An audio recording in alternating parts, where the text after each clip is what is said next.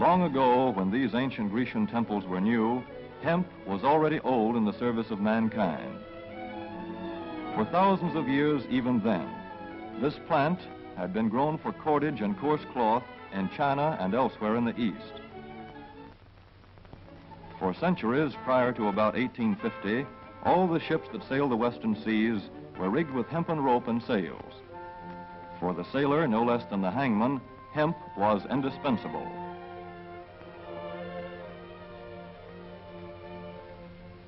A 44-gun frigate, like our cherished old Ironsides, took over 60 tons of hemp for rigging.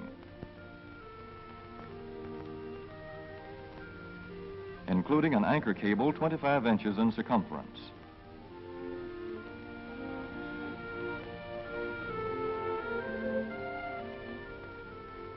The Conestoga wagons and prairie schooners of pioneer days were covered with hempen canvas. Indeed, the very word canvas comes from the Arabic word for hemp. In those days, hemp was an important crop in Kentucky and Missouri. Then came cheaper imported fibers for cordage, like jute, sisal, and manila hemp, and the culture of hemp in America declined. But now, with Philippine and East Indian sources of hemp in the hands of the Japanese, and shipment of jute from India curtailed, American hemp must meet the needs of our Army and Navy as well as of our industries. In 1942, patriotic farmers, at the government's request, planted 36,000 acres of seed hemp, an increase of several thousand%. The goal for 1943 is 50,000 acres of seed hemp. In Kentucky, much of the seed hemp acreage is on river bottom land such as this, along the Kentucky River Gorge. Some of these fields are inaccessible except by boat. Thus, plans are afoot for a great expansion of the hemp industry as a part of the war program. This film is designed to tell farmers how to handle this ancient crop, now little known outside Kentucky and Wisconsin. This is hemp seed. Be careful how you use it. For to grow hemp legally, you must have a federal registration and tax stamp. This is provided for in your contract.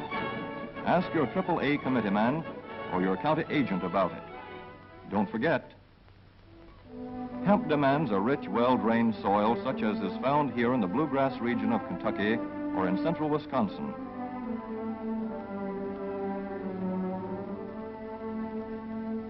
It must be loose and rich in organic matter. Poor soils won't do. Soil that will grow good corn will usually grow hemp. Hemp is not hard on the soil. In Kentucky, it has been grown for several years on the same ground, though this practice is not recommended. A dense and shady crop, hemp tends to choke out weeds. Here's a Canada thistle that couldn't stand the competition. Dead as a dodo. Thus, hemp leaves the ground in good condition for the following crop. For fiber, hemp should be sown 5 pecks to the acre. With drill, the closer the rows, the better. These rows are spaced about 4 inches. This hemp has been broadcast.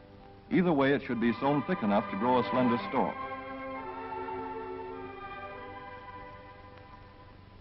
Here's an ideal stand.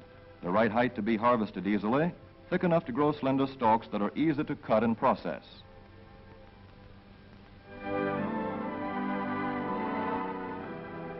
Stalks like these here on the left, they yield the most fiber and the best. Those on the right are too coarse and woody.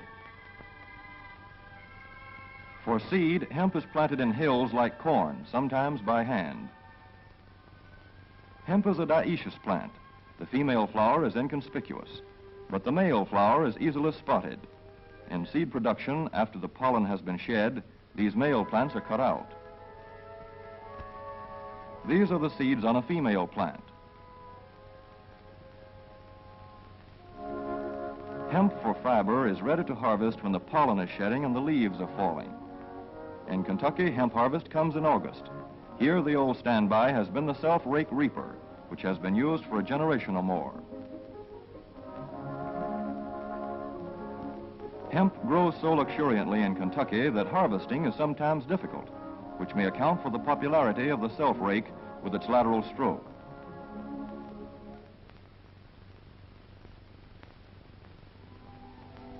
A modified rice binder has been used to some extent. This machine works well in average hemp.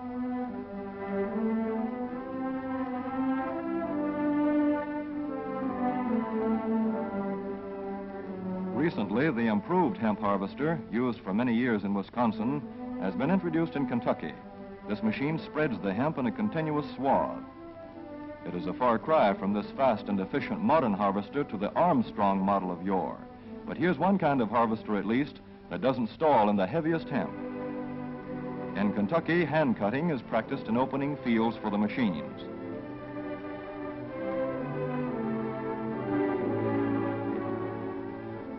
In Kentucky, hemp is shucked as soon as safe after cutting, to be spread out for retting later in the fall.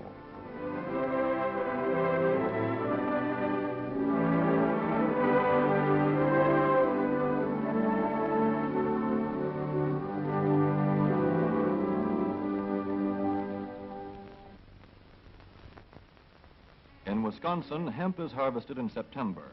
Here, the hemp harvester with automatic spreader is standard equipment. Note how smoothly the rotating apron lays the swath preparatory to retting. Here it is a common and essential practice to leave headlands around hemp fields. These strips may be planted to other crops, preferably small grain. Thus, the harvester has room to make its first round without preparatory hand cutting. Here the machine is running over corn stubble. When the cutter bar is much shorter than the hemp is tall, overlapping occurs. Not so good for retting. The standard cut is 8 to 9 feet. The length of time hemp is left on the ground to ret depends on the weather.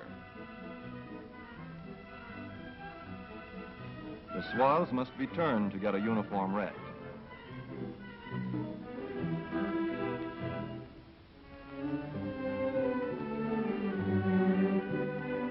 When the woody core breaks away readily, like this, the hemp is about ready to take up and bind into bundles.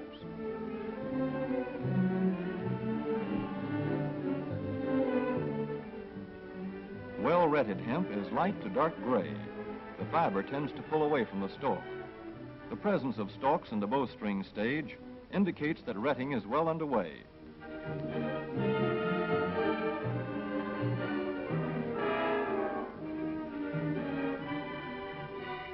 When hemp is short or tangled, or when the ground is too wet for machines, it is bound by hand. A wooden buck is used. Twine will do for tying, but the hemp itself makes a good band.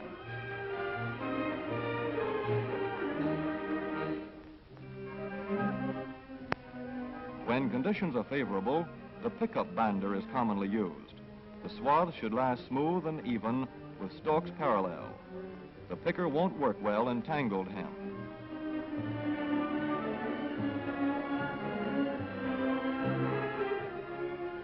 After binding, hemp is shucked as soon as possible to stop further retting. In 1942, 14,000 acres of fiber hemp were harvested in the United States. The goal for 1943 is 300,000 acres.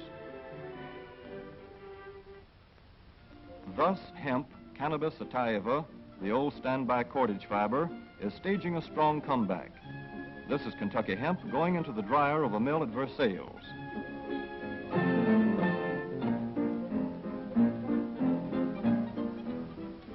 In the old days, breaking was done by hand, one of the hardest jobs known to man.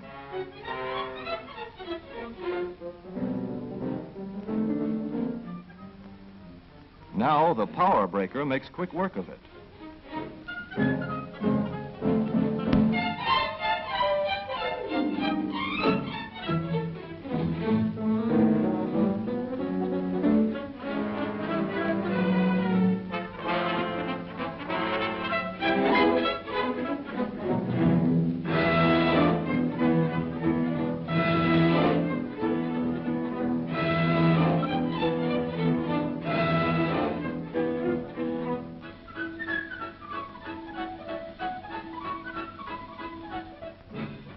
Spinning American hemp into rope yarn or twine in the old Kentucky River Mill at Frankfort, Kentucky.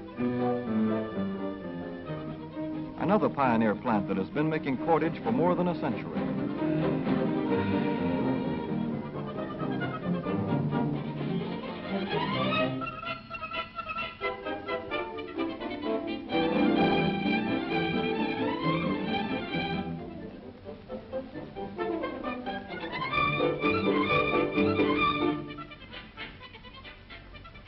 All such plants will presently be turning out products spun from American-grown hemp.